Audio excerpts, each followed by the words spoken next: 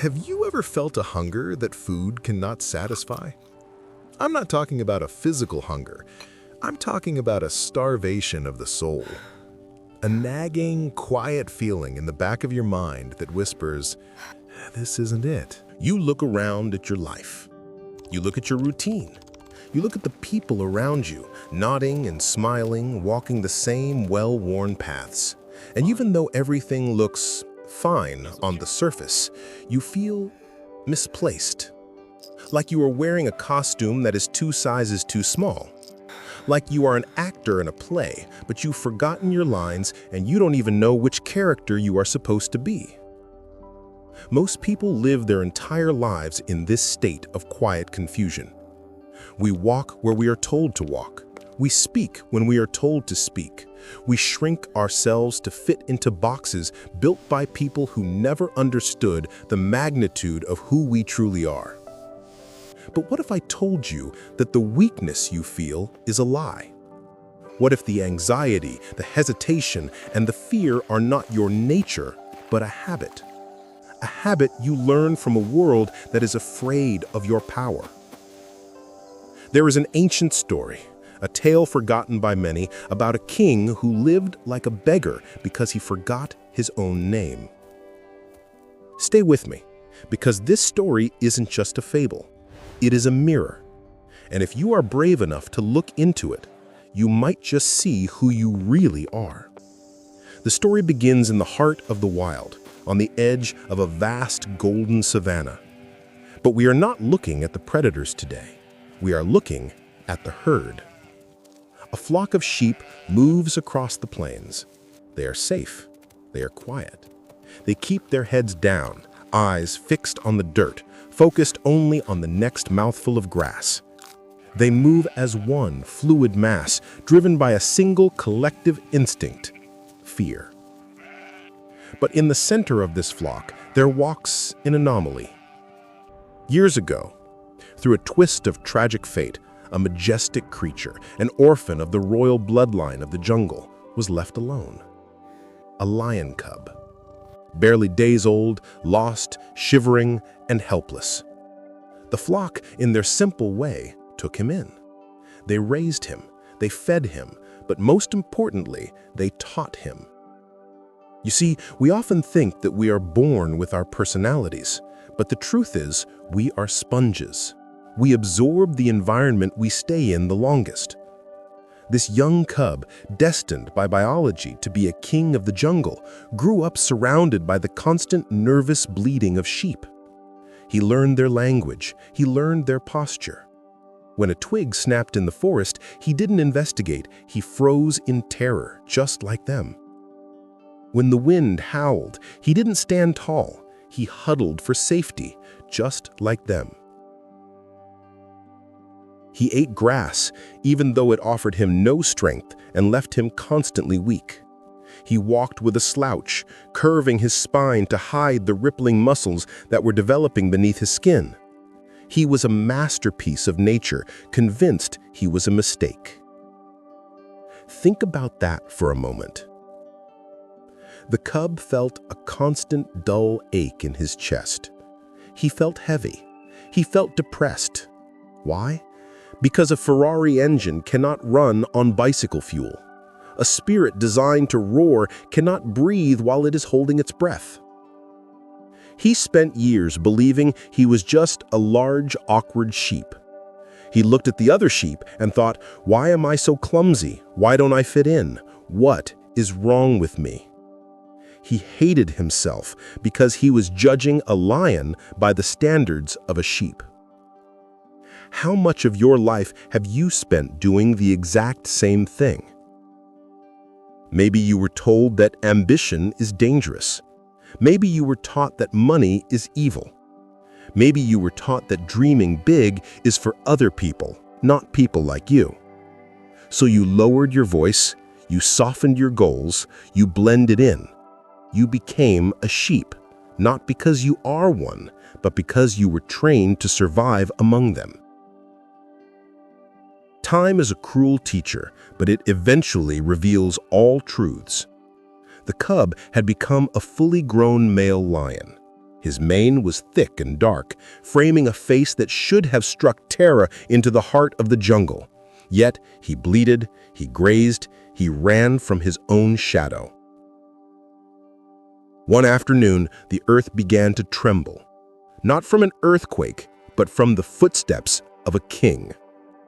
An old lion, scarred from 100 battles, emerged from the brush. He was the definition of power. He moved with a silent confidence, a predator who apologized to no one for his existence. The flock of sheep panicked. Chaos erupted. Wool and dust filled the air as they scattered in every direction, tripping over one another in their desperation to flee. But the old lion stopped. He didn't chase the prey. His golden eyes narrowed, locking onto a sight that made no sense to him. There, amidst the fleeing wool, was a massive young male lion. But this young lion wasn't fighting. He wasn't protecting territory.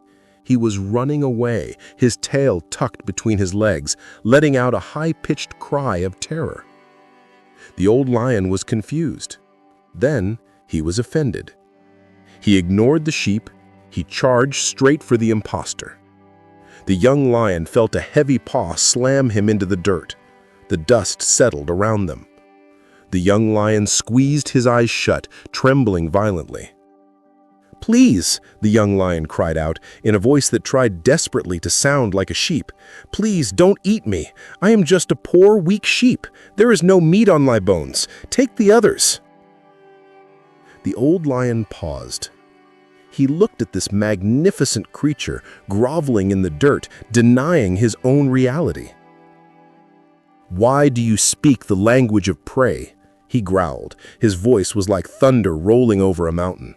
"Because that is what I am," the young lion sobbed. "I am prey. I am weak. I belong to the herd." The old lion realized then that this wasn't a physical battle. It was a mental prison. He realized that killing this boy would be a mercy, but waking him up, that would be a miracle. He lifted his paw. "Stand up," the old lion commanded. I can't," the young lion whimpered. "My legs, they are shaking with fear." "Stand up." The command wasn't a request. It was a vibration that hit the young lion's DNA. For the first time in his life, he obeyed an authority higher than his fear. He stood. The old lion did not give a speech. He did not hand the young lion a book on self-improvement. He didn't tell him to think positive. He knew that you cannot talk someone out of a delusion they have lived in for a lifetime. You have to show them. He nudged the trembling young lion toward the edge of a calm, crystal-clear river nearby. The sun was setting, painting the water in shades of orange and gold. "Look, open your eyes and look at the water," the old lion whispered. The young lion was terrified. He expected to see the reflection of a scared, awkward sheep. He expected to see the victim he had always identified as. Slowly, hesitantly, he leaned over the bank. The ripples settled. The water became a glass mirror. And there, staring back at him, was not a sheep. It was a face of royalty, a mane like a crown, eyes that held the burning fire of the sun, shoulders built to carry the weight of empires. He looked at the reflection. Then he looked at the old lion next to him. He looked back at the water. The face was the same. Can you imagine the shock, the electric jolt hitting his mind? In 1 second, his entire history crumbled. Every time he had felt wrong, he realized he was actually just suppressed. Every time he felt too big or too loud, he realized he was simply capable. He wasn't a bad sheep. He was a sleeping king. The old lion looked at him and smiled, a rare, toothy grin. "You are not one of them," he said softly. "You are one of us. Now, prove it." The young lion felt a sensation rising in his throat. It wasn't a bleat. It was something ancient, something he had never learned but always known. He opened his mouth. At first, it was a choke, a cough, the dust of his old life clearing out. But he tried again. He drew breath from the bottom of his diaphragm, pulling the air deep into his massive chest, and he let it out. Roar! It shook the trees, it silenced the birds, it echoed across the valley, telling every living thing within 10 miles that the king had returned. The sheep, watching from a distant hill, trembled. But the young lion, for the first time in his life, he felt peace. Now, I want you to take a breath. This story is not about biology. This story is about you. We are living in a world designed to keep you a sheep. Society, the media, the education system, sometimes even our well-meaning family. They act as the flock. They value safety. They value blending in. They value comfort above all else. And because you want to be loved, because you want to belong, you learned to bleat. You learned to say, I can't. You learned to say, I'm not ready yet. You learned to say, that's too risky.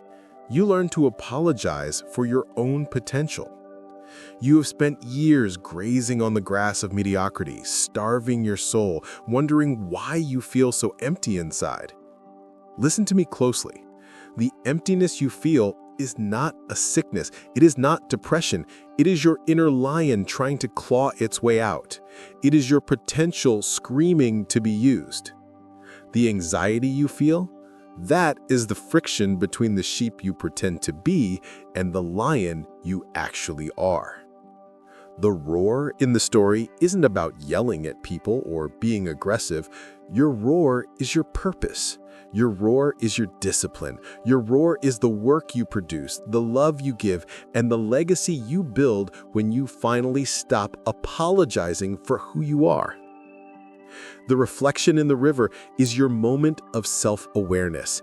It is the moment you look in the mirror, really look, and realize, I am not my past. I am not my mistakes. I am not the opinions of my parents, my teachers, or my boss. Those are just the flock. The tragedy of life is not that we die. The tragedy is that most of us die while believing we are sheep. We die never having roared. We die never having tasted the meat of our own potential. You might be thinking, but I don't know how to be a lion. I've been pretending for so long. That is the secret. The young lion didn't have to go to school to learn how to be a lion. He didn't have to take a course. It was already in his blood. It was encoded in his very being. He just had to stop acting like something he wasn't. Your power is already there. It's buried under the habits of procrastination. It's buried under the fear of judgment. It's buried under the addiction to comfort. To find your roar, you don't need to add anything to your life. You need to subtract the lies. Subtract the people who make you feel small. Subtract the content that makes you feel fearful. Subtract the belief that you are average. In a crowd of fearful people, even the brave can forget their bravery. If you hang around 5 people who complain, you will be the 6th. If you hang around 5 people who are terrified of the future, you will be the 6th. You must find your own river. You must find the solitude to look at yourself and ask the hard question, who am I really? Are you the person who clocks in, clocks out, and waits for the weekend? Or are you the creator of your own destiny? The old lion is speaking to you right now. Life is shaking you. The challenges you are facing today, the heartbreak, the financial struggle, the confusion, these are not punishments. These are the old lion pushing you into the dirt, demanding that you stand up. The universe is trying to break your disguise. It is trying to make it so uncomfortable for you to remain a sheep that you have no choice but to roar. So here is my challenge to you today. Stop walking with the herd. Stop looking at the ground. Lift your head. Look at yourself. Really look. You were not born to graze. You were born to lead. You were born to create. You were born to rise. The world has enough sheep. The world is desperate for lions. Take a deep breath. Feel the strength in your chest. Wake up.